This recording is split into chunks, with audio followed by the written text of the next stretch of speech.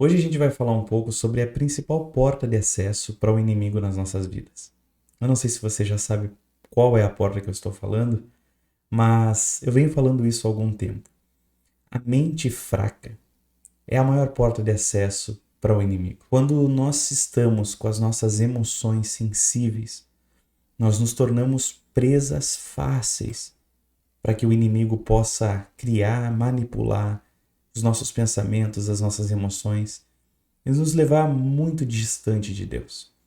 E eu tenho certeza que quando a gente começa a trabalhar as nossas emoções, nós começamos a alcançar uma plenitude em Cristo Jesus. Eu não tenho dúvida que Cristo, ao longo da sua trajetória aqui na Terra, trabalhou muito as suas emoções para que ele pudesse cumprir o seu propósito. Hoje eu quero falar sobre 3 homens, que talvez você já tenha ouvido falar dessas histórias, mas hoje a gente vai olhar por um outro ângulo. 3 homens que, quando a gente vai procurar saber um pouco mais na palavra, nós vemos que são pessoas que Deus tinha planejado um propósito, um plano para a vida deles, e por meio deles, milhares de pessoas seriam atraídas para perto de Deus, seriam conduzidas até Deus. E Deus usaria essas pessoas para que ele pudesse fazer a sua obra aqui na terra. Quando nós olhamos para a história de Elias, nós percebemos profundamente o quanto Elias tinha um propósito e um plano estabelecido por Deus para a vida dele. E o quanto Deus estava com Elias diante dos desafios que eram lhe colocados à frente. Naquele cenário onde Elias estava diante dos profetas de Baal, onde os profetas de Baal estavam destruindo o povo de Israel. E Elias, como um profeta, se levantou contra aqueles profetas mundanos, contra Jezabel, e declarou uma guerra onde ele tinha certeza que o Senhor daria a vitória a ele. Quando nós abrimos ali em 1 Reis, capítulo 18, nós vamos abrir juntos aqui, Elias, ele diante dos profetas de Baal, ele começa a zombar deles, dizendo: gritem mais alto, já que ele é um Deus. Quem sabe talvez ele esteja meditando, ou ocupado, ou viajando. Talvez esteja dormindo e precise ser despertado. Quando Elias estava fazendo isso é porque existia ali um combate entre os profetas de Baal e os profetas do Deus de Israel, entre eles Elias. Elias, ele tinha consciência que ele estava sendo guardado por Deus, que Deus iria agir. E ele era uma árvore frondosa que, além de dar cobertura para o povo de Israel, ele dava alimento, porque ele mostrava para o povo quem Deus era. Isso me chama muita atenção, porque quando a gente continua lendo, a gente percebe que ele fala a Deus: Senhor, Deus de Abraão, de Isaac e de Israel, que hoje fique conhecido que tu és Deus em Israel e que eu sou teu servo, que fiz todas essas coisas por ordem tua. Responde-me, ó Senhor, responde-me para que esse povo saiba que tu, ó Senhor, és Deus e que fazes o coração deles voltar para ti. E a palavra diz que então caiu fogo do Senhor, queimou completamente o holocausto, a lenha, as pedras e o chão, e secou totalmente a água. E quando o povo viu isso, caíram prostrados e gritaram: ó Deus, ó Senhor, o Senhor é Deus. Então Elias ordenou que prendessem os profetas de Baal. Disse assim: não deixem nenhum deles escapar. E lá foram eles, prenderam. Elias desceu ao riacho e matou os profetas de Baal. Perceba aqui comigo a autoridade que Elias reconhecia que tinha da parte do Senhor, a sua autoestima, a sua capacidade emocional estava muito firmada. E é por isso que ele teve a ousadia de fazer tudo o que fez. Porém, um pouquinho mais para frente no texto, nós começamos a ver uma outra versão de Elias. Um Elias que deixou a sua mente ser atacada por uma frase de uma mulher que declarou que mataria ele. Vamos ler junto, já no capítulo 19. Aqui Jezabel soube de tudo que Elias tinha feito, que ele havia matado os profetas à espada. E aí Jezabel mandou uma mensagem Hoje em dia seria uma mensagem do WhatsApp. Hoje em dia seria um direct do Instagram, dizendo assim: que os deuses me castiguem com todo rigor, caso amanhã, nessa hora, eu não faça com a sua vida o que você fez com a deles. Para aí, vamos pensar junto. Se a gente perceber essa mensagem, eu não acredito que ela foi mais impactante do que ele diante de todos os profetas. Como é que um homem que vai, desce ao riacho, mata os profetas de Baal, declara publicamente que Deus era o Senhor e que agiria ali, Deus agiu, agora começa a sentir essa frase do verso 3. Elias teve medo. Para mim, medo só tem uma conexão: emoções. Elias teve medo e, ao ter medo, fugiu para salvar a sua vida. Entrou no deserto caminhando um dia, chegou ao pé de uma árvore, sentou-se debaixo do pé dessa árvore e disse ao Senhor: já tive o bastante, Senhor. Tira a minha vida. Não sou melhor do que os meus antepassados. Meu Deus. Perceba comigo que as emoções, aqui o medo, fez com que aquele homem que era ousado, cheio de Deus, pedisse a sua morte. Esse é o primeiro cenário que a gente percebe o quanto a nossa vida emocional pode atacar os nossos propósitos, o plano de Deus para a nossa vida. Então aqui eu já queria afirmar com você o entendimento de que se você não estiver cuidando da sua vida emocional, cuidando do seu psicológico, você pode ser atacado por um flechaço muito menor do que talvez o que você já enfrentou. Talvez você já lutou contra um câncer, talvez você já enfrentou pessoas terríveis, mas se você não cuidar, a tua mente pode te mentir. Meu pai sempre dizia uma frase que eu gosto muito dela, eu sei que é de uso comum hoje, mas naquela época eu não ouvia muito, que dizia assim: a mente mente. E eu entendo hoje o que o meu pai queria dizer, porque às vezes o cenário pode não ser o pior que a gente já viveu, mas se a nossa mente está enfraquecida, ela mente para nós. Coisas que fazem a gente olhar para aquela pequena situação como se fosse o monstro da nossa vida. E é isso que aconteceu com Elias. Agora eu quero mostrar para vocês um outro homem chamado Davi. Quando a gente vai ouvir a história de Davi, a gente ouve que Davi era um homem segundo o coração de Deus, que Deus tinha um plano desde a época que Davi cuidava das ovelhas do seu pai. E a Bíblia fala aqui de todos os seus irmãos. Davi foi escolhido para cumprir um propósito que nem o próprio rei da época, Saul, estava cumprindo. A gente percebe o quanto Deus tinha um plano para Davi, Deus tinha um sonho para Davi.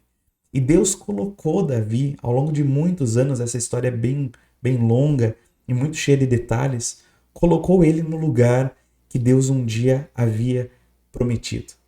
E essa promessa de Deus se cumpre e Davi está lá reinando, porém, Davi deixa a sua mente falar mais alto que o seu propósito.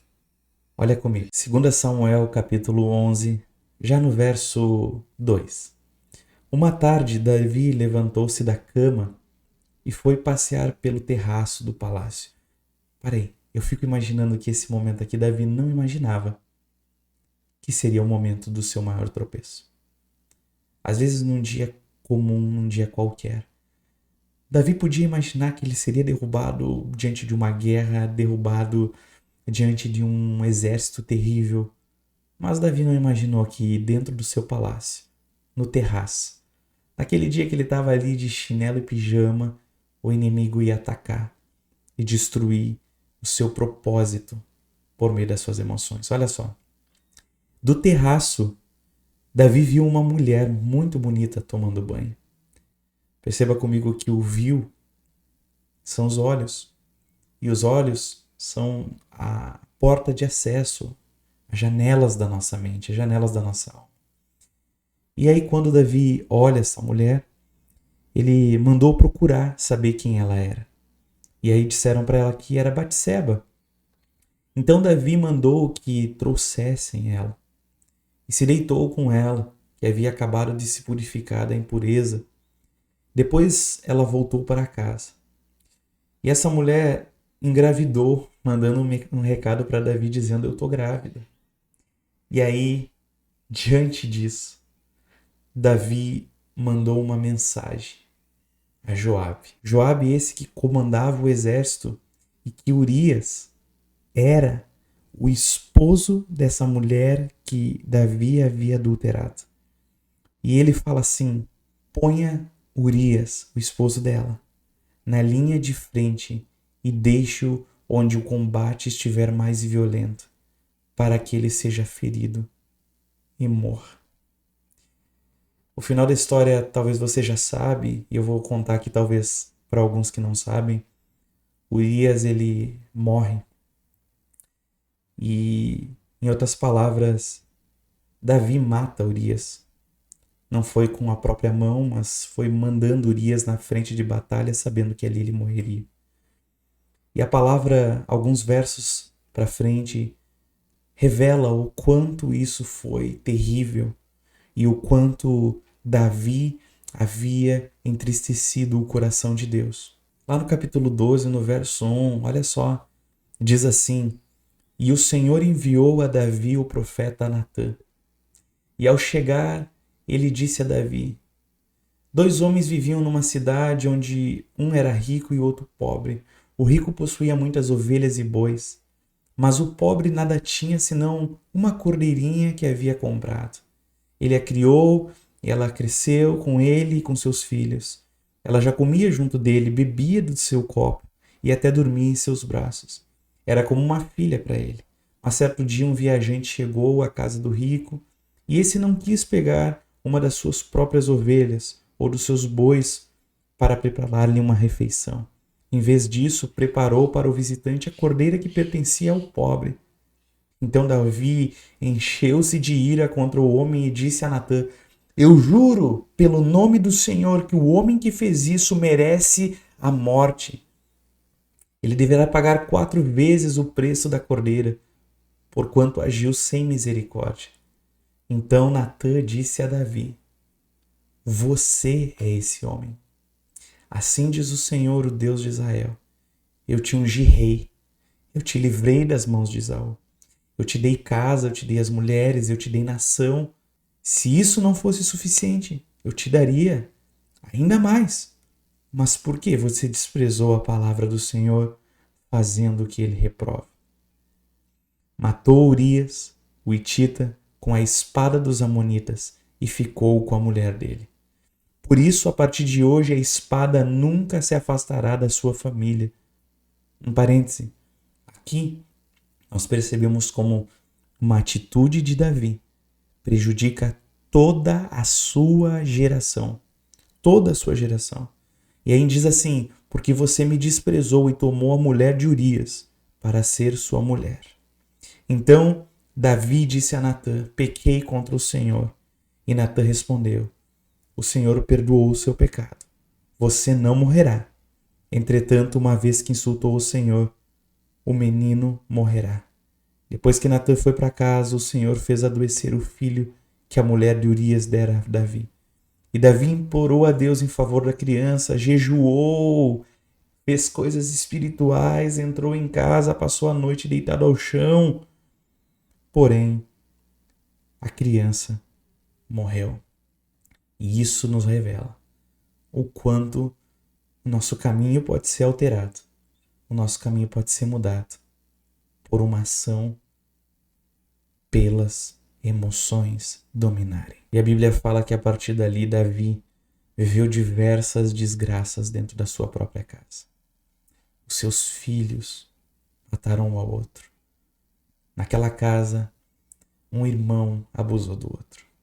E isso revela o quanto foi instaurada uma maldição na casa de Davi, por conta das suas emoções. E agora a gente vai para o último personagem e eu quero que você preste atenção.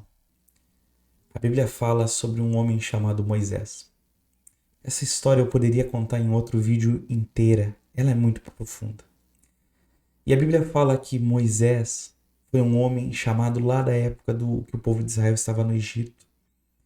E ele foi chamado por Deus em meio à sarça ardente para fazer o maior propósito, o maior plano que Deus tinha para o povo de Israel naquela época. Levar o povo de Israel a ser livre do cativeiro que estavam e entrar na terra prometida. Essa história, ela é muito profunda.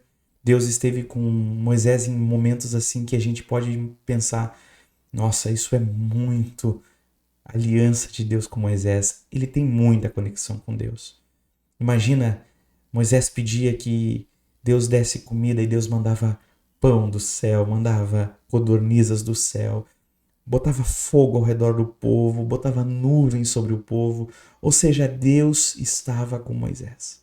Deus tinha uma aliança com Moisés.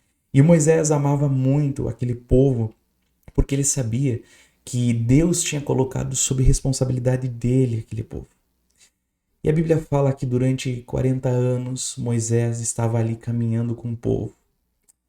Mas nos últimos segundos, vou fazer aqui uma metáfora, nos 48 do segundo tempo, quando estava acabando uma trajetória de 40 anos, a Bíblia fala que o povo olha para Moisés e diz assim: quem dera tivéssemos morrido quando os nossos irmãos caíram mortos perante o Senhor. Por que o Senhor nos trouxe à assembleia do deserto para que nós morrêssemos aqui? Por que vocês trouxeram a assembleia do Senhor a este deserto para que nós e os nossos rebanhos morrêssemos aqui? Por que vocês nos tiraram do Egito e nos trouxeram para esse lugar terrível? Aqui não há cereal, não há figos, não, nem uvas, nem romãs, nem água para beber. Então Moisés, ouvindo aquilo, pede ao Senhor uma orientação para dar água ao seu povo. Vamos ler essa parte? Moisés e Arão saíram diante da assembleia para entrar na tenda do encontro e se prostraram com o rosto em terra, e a glória do Senhor lhes apareceu. E o Senhor disse: pegue a vara e com o seu irmão Arão reúna a comunidade e diante desta fale para aquela rocha e ela verterá água. Vocês tirarão água da rocha para a comunidade e os rebanhos beberem. Então Moisés ergueu o braço e bateu na rocha 2 vezes com a vara. Jorrou água e a comunidade e os rebanhos beberam. Porém, disse o Senhor a Moisés e Arão: como vocês não confiaram em mim para honrar a minha santidade à vista dos israelitas, vocês não conduzirão esta comunidade para a terra que lhes dou. Aqui a gente percebe que a grande falha de Moisés foi deixar com que a voz do povo tomasse suas emoções. A gente fala dentro da psicologia que existe um termo sequestro da amígdala. Daniel Goleman fala isso dentro da inteligência emocional, dizendo que quando a amígdala, que é o centro das emoções, começa a governar, ela retira o nosso poder de pensar de forma racional. Eu digo que Moisés só viveu pelas emoções naquele momento, não racionalizou. Se você não aprender a dominar as tuas emoções, ela vai te tirar do plano de Deus para a sua vida. E para finalizar, a gente observa Cristo Jesus, aquele que é a revelação de que nós podemos nele superar as nossas emoções. A Bíblia fala que Jesus, diante do Getsêmani ali, naquele lugar onde ele estava em terrível aflição, ele pede ao Pai que, se possível, afastasse dele aquele cálice, ou seja, não deixasse com que ele sofresse tudo que haveria de morrer. Porém, Jesus, ao invés de deixar suas emoções dominarem, mesmo diante de uma vontade natural humana, ele pediu ao Pai que não fosse feita a sua vontade. E Jesus nos ensina que quando dominamos as nossas emoções, nós cumprimos o nosso propósito. E a palavra diz que Jesus, depois de vencer tudo o que venceu, não deixando suas emoções tomarem conta, não deixando com que as suas emoções determinassem o seu fim, mas sim o seu propósito e aquilo que Deus tinha planejado para ele. A Bíblia fala que Deus o exaltou, lhe dando o nome acima de todo o nome, aonde toda língua confessa e todo joelho se dobra, dizendo que ele é o Senhor. Ou seja, Deus exaltou, o Pai exaltou a Cristo mediante uma clareza de propósito, um final concretizado. Você só vai viver a abundância que Deus tem para você se você conseguir dominar as suas emoções. E para isso, só existe uma maneira de você conseguir: por meio daquele que conduziu Cristo, por meio daquele que fez com que Cristo tivesse a capacidade de ir até o final. E ele disse: deixarei convosco o meu Espírito. Então, hoje você tem o Espírito Santo, aquele que estava com Cristo, aquele que conduziu a Cristo a conduzir a sua vida. Não fique sozinha, não se sinta sozinho, não se sinta vulnerável, não se sinta incapaz. Na sua força você pode estar fraco, mas pelo Espírito você conseguirá vencer as tuas emoções. E hoje determine: eu não serei dominado pelas minhas emoções, mas pelo Espírito dominarei as minhas emoções, dominarei os meus pensamentos e cumprirei o meu propósito. Se esse vídeo te ajudou, eu quero te fazer um pedido. Não sai dele sem curtir esse vídeo e compartilhar com o maior número de pessoas. Você não tem noção quanto isso faz com que esse canal cresça e mais pessoas recebam desse tipo de palavra. Que Deus te abençoe, graça e paz.